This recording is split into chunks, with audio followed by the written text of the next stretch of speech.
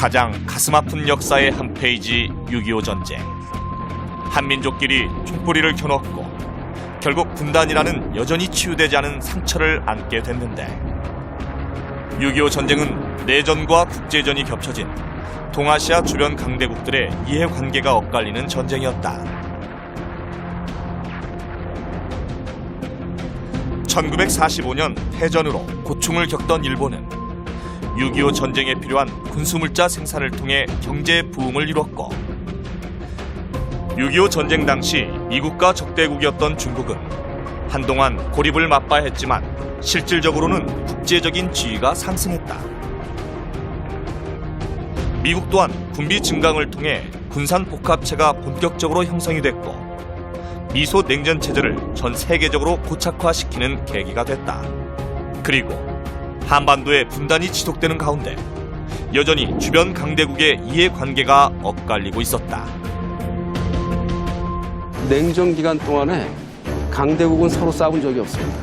오히려 이제 강대국들은 긴 평화를 위하고, 약소국은 냉전 시기에 강대국을 대리해서 싸우거나 강대국이 만든 갈등에 휩쓸리거나 강대국이 여기에 개입함으로써 이게 일이 더 커지고 진폭이 되고 폭력이 더 커지는 겁니다. 강대국의 충돌을 방지하는 완충지, 세계 평화를 위협하는 화약고, 한반도의 분단. 정작 당사자인 우리는 무엇을 해야 하는가? 한반도 냉전사 연구자 성신여자대학교 사학과 홍성률 교수가 말하는 6.25 전쟁의 국제적 영향과 한반도 분단에 대한 통찰, 지금 시작한다.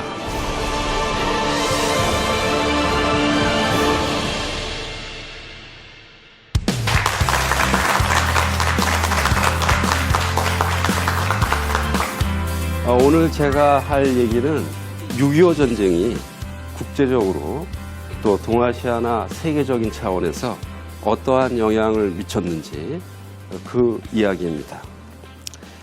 사실 1945년 우리나라가 일본 식민지로부터 해방을 맞이했지만 우여곡절 끝에 결국 나라는 분단되는 길로 갔습니다.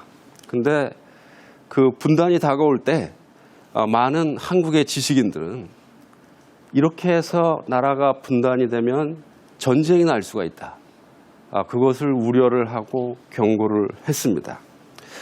사실 지식인들이 사회적으로 하는 역할이 여러 가지가 있지만 이 사회의 위험에 대해서 경고하는 역할, 이것이 상당히 이제 중요한데, 예를 들면은 1948년 4월 달입니다.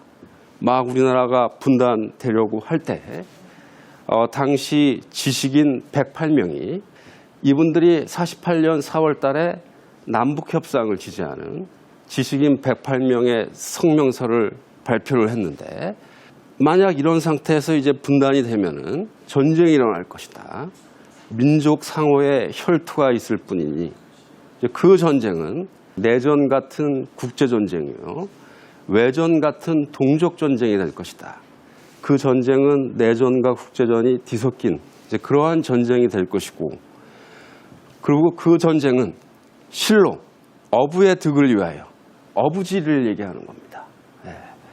그 강대국이 어부지리를 얻지만은 우리는 부자와 형제와 숙질에 또 자매의 뼈와 살을 바수어 바치는 그러한 피해 제전이 될 것이다 라고 경고를 했습니다. 그러나 이러한 그 상황에도 불구하고 결국 나라는 분단됐고, 분단된 지 2년 만에 전쟁이 발생을 했던 것이죠. 이 6.25 전쟁은 국제적으로 큰 영향을 미치는데, 일단 동아시아 차원부터 얘기를 하겠습니다. 일본부터 얘기를 하죠. 6.25 전쟁은 정말 일본이 재부흥하는데 아주 결정적인 계기가 됐습니다.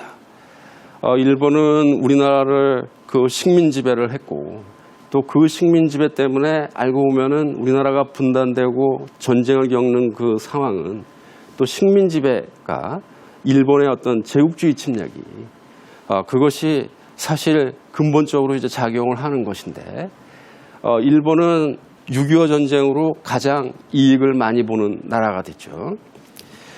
2차 세계대전 때 일본은 전쟁에서 졌습니다. 그래서 연합군, 미국 군대가 일본을 점령하고 점령 통치를 했죠. 6.25 전쟁 때까지도 일본은 연합군의 점령하에 있었습니다. 근데 이제 맨 처음에 그 미국이 일본을 점령했을 때 정책은 일본을 약화시키는 정책이었습니다. 그러니까 일본이 또 군국주의가 발흥해갖고 다른 나라들을 침략하지 못하도록 철저히 전쟁 배상금을 물리는 겁니다. 많은 배상금을 물려가지고 경제력 자체를 약화시키고 그래서 이제 딴 마음 품지 못하도록 만든다는 것이죠. 그리고 군국주의 침략에 가담하고 주도했던 이제 그러한 책임이 있는 사람들은 당연히 숙청을 해야 되는 것이고, 그리고 일본이 이제 군국주의 국가로 다시 등장하지 못하게 하기 위해서는 민주적인 개혁을 하는 그러한 정책이었습니다. 그렇지만 점차 냉전이라는 게 이제 새로운 국제 정세가 생기고, 그리고 1949년에 중국이 공산화되는 것이죠. 그렇게 되니까 이 냉전이라는 새로운 상황 속에서 미국이 일본을 보는 시각이 달라지는 겁니다. 자, 소련 공산화된 중국과 아시아에서 대결을 해야 되는데, 그러면 이 아시아의 자본주의를 이끌 수 있는 나라는 어떤 나라냐? 그 능력을 가진 나라는 일본뿐이 없다는 것이죠. 그래서 일본을 다시 강화하는 정책, 일본 개혁보다는 정치적 안정을 더 강조하고, 그 일본한테 배상금을 물려가지고 경제적으로 약화시키는 것이 아니라 일본의 경제적 번영을 불러일으키는 정책으로 갑니다. 그게 이제 한국전쟁 전부터 그런 방향으로 가고 있다가 6.25 전쟁으로 이 방향이 확실하게 자리가 잡히는 것이죠. 그래서 이제 한국에서 전쟁이 일어나니까 미국은 이제 그전부터 강화 조약을 생각해 오긴 했지만 좀 더 서두르는 것이죠. 그래서 일본과 1951년 9월 달에 샌프란시스코 강화 조약을 체결을 하고, 이것이 그 이듬해인 52년 4월에 발효함에 따라 일본은 점령 상태에서 벗어나갖고 주권을 되찾게 된 것입니다. 그런데 이 샌프란시스코 강화 조약에서 미국, 영국 등 중요 강대국들은 일본을 강화하기 위해서 전쟁 배상 요구를 포기를 했습니다. 이제 반면에 동남아 국가들은 전쟁 배상을 원하니까 이거는 샌프란시스코 조약에서 얘기하지 말고 나중에 각자 두 나라 사이에, 일본과 동남아시아 나라들 사이에 알아서 해결하라. 이제 그러한 구도로 가게 된 겁니다. 그리고 이제 그러면서 과거 제국주의 침략에 선봉에 섰던, 또 군국주의에 앞장섰던, 그래서 처음에는 숙청당했던 사람들이 다시 다 일본 정계로 복귀를 하는 것이죠. 그래서 이제 지금의 위안부 문제, 또 동아시아 역사 문제, 이 과거사 문제가 제대로 해결되지 않는 것도 역시 냉전, 6.25 전쟁과 밀접한 관련이 있습니다. 한국에서 전쟁이 나니까 일본은 엄청난 전쟁 특수를 누립니다. 일본은 6.25 전쟁 때 배후에 있는 군사기지이자 전쟁 물자를 생산하는 생산기지가 됩니다.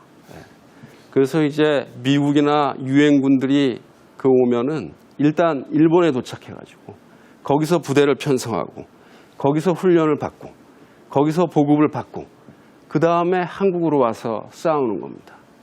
그리고 또 한국에서 싸웠던 유엔군 병사들, 그 수많은 미군 병사들도 한 일주일 정도 휴가를 얻으면은 전부 일본으로 가서 휴가를 즐기면서 돈을 쓰는 겁니다. 그래서 또 그것뿐만이 아니라 6.25 전쟁에 소요되는 유엔군이 사용하는 여러 전쟁 물자가 상당 부분 일본에서 생산이 되는 거죠. 일본이 생산기지가 되는 거예요. 그래서 6.25 전쟁 기간 동안 일본은 연평균 10%가 넘는 이제 경제 성장률을 보였고, 이 전쟁 전까지 1949년까지는 일본 경제가 되게 어려웠거든요. 거의 저점이었는데, 그래서 일본은행 총재였던, 일본의 아주 중요한 경제인이죠. 일본은행 총재 이츠마타라는 사람은 뭐라고 얘기하냐면은, 우리 재계는 한국전쟁으로 구원을 받은 것이다, 이렇게 얘기를 합니다. 그래서 이제 일본의 경제인들은 6.25가 일본한테는 하늘이 준 도움이었다, 천우였다. 또 당시 막 그 활성화된 경기를 보면서 이거는 가미가제, 신풍이 불었다, 그런 얘기를 하기도 했습니다. 그래서 예컨대 여러분 도요타 회사 아시죠? 도요타 회사도 전쟁 이후에 되게 어려워졌는데, 전쟁이 나자마자 미 8군이 트럭 1,000대를 주문한 겁니다. 그래서 도요타 자동차 사사, 기업의 역사를 담은 이제 그 역사를 책을 보면은 도요타 자동차 20년사에 뭐라고 나오냐면은, 우리 회사는 이 수지에 의해 위기를 탈출하였다. 그리고 동남부는 더욱 일반 수요를 일으켜, 그러니까 일본 경제가 전반적으로 활성화되니까 또 아주 생산이 수요를 따라잡지 못할 정도로 호황을 맞이하게 되었던 것이죠. 그리고 6.25는 일본의 재군비화, 재군사화를 가져왔는데, 한국에서 전쟁이 나니까 일본을 점령하고 있었던 미 8군이 한반도에 가서 싸우는 겁니다. 그러면 이제 일본에는 힘의 공백이 생기겠죠. 그래서 이제 메가더 사령관이 6.25 전쟁 발발 직후에 경찰 예비대 7만 5천 명을 만드는 것이죠. 이게 이제 한국전쟁 기간 동안에 11만 명의 보안대가 되고, 급기야 1954년 자위대가 만들어지는 모태가 된 것입니다. 그뿐만이 아닙니다. 일본이 2차 세계대전 때 뭐 태평양에서 동남아시아에서 온갖 전쟁을 했으니까 엄청난 군수산업이 있었겠죠.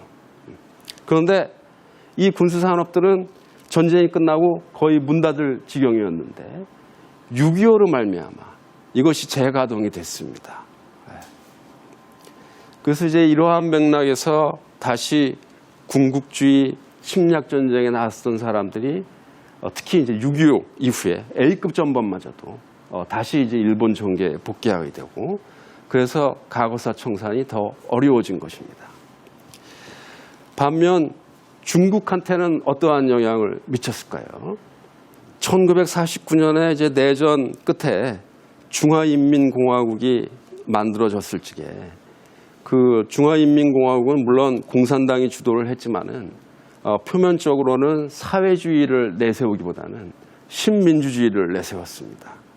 그래서 정부에서도 물론 공산당이 정부를 주도하지만 민주당파라는 사람이 있습니다. 이거는 이제 우리나라로 얘기하면은 중간파 같은 사람들이에요. 당시에 그 상공업자들이죠. 중국의 유산자층을 대변하는 정당인데, 그 민주당파 사람들도 여기에 그 초기 중화인민공화국 정부에 일부 들어가서 형식이 좀 연립정부 스타일의 그 정부로 운영이 됐던 거예요. 그런데 6.25 전쟁으로 이제 군사적 긴장이 생겨나고 전쟁 동원이 시작이 되니까 반우파 투쟁이 벌어지죠. 이제 3반 운동, 5반 운동 이제 이런 걸 하면서 민주당파의 기반이 되고 있는 상공업자들이 전부 다 몰락을 하고 타도당하고 이제 그렇게 되는 겁니다. 그래서 이제 더 이상 견제할 우파가 없으니까 토지개혁이 급진적으로 이루어지고 나중에 농업 집단화까지 가게 되는 것이죠. 그리고 이제 중국은 결국 이러한 과정을 통해서 6.25 전쟁을 통해서 소련의 지원을 받아서 전쟁을 하니까 이제 더 이상 뭐 다른 외교적 선택의 여지가 없어진 겁니다. 이제는 소련 일변도의 정책, 소련이 이끄는 그 냉전 진영에 적극적으로 가담하는 이제 그러한 정책으로 갈 수밖에 없었던 것이죠. 중국은 물론 6.25 전쟁에 참가를 해가지고 미국과 싸우게 됨으로써 미국의 적대국이 됐고, 그래서 아주 오랫동안 그 국제적인 고립을 맛봐야 했지만은, 그렇지만 중국의 국제적 지위는 6.25 전쟁으로 실질적으로 더 올라가는 양상을 보입니다. 그거는 왜 그러냐면은, 여러분 이제 중국의 역사를 보면은 요즘 이제 새로운 역사 서술에서는 중국은 동아시아를 주도하는 나라였을 뿐만 아니라 전근대 중국은 전 세계 지구의 그 경제망의 중심이 되는 이제 그러한 나라로 얘기되고 있습니다. 근데 그러한 나라가 근대 시기에 오면서 아편 전쟁 이런 걸 겪으면서 서구 제국주의로부터 아주 능멸을 당하게 됐던 것이죠. 그리고 동아시아에서는 1894년 청일전쟁 역시 한반도를 둘러싸고 일본과 패권 다툼을 벌이는 와중에서 전쟁을 했는데, 청일전쟁에서 어떻게 됐습니까? 청나라가 졌습니다. 중국이 졌어요. 그때부터 중국의 운명은 이제 완전 하얀 길로 접어들었죠. 나락으로 빠졌습니다. 그러다가 1950년 6.25 전쟁이 일어나가지고 이번에는 중국이 세계 최대 강대국 미국과 싸우게 됐습니다. 결과는 어땠습니까? 최소한 지지 않았습니다. 비겼죠. 그래서 그 중국의 지식인들은 중국이 6.25 전쟁 때 그 항미 원조 전쟁이라고 그러죠.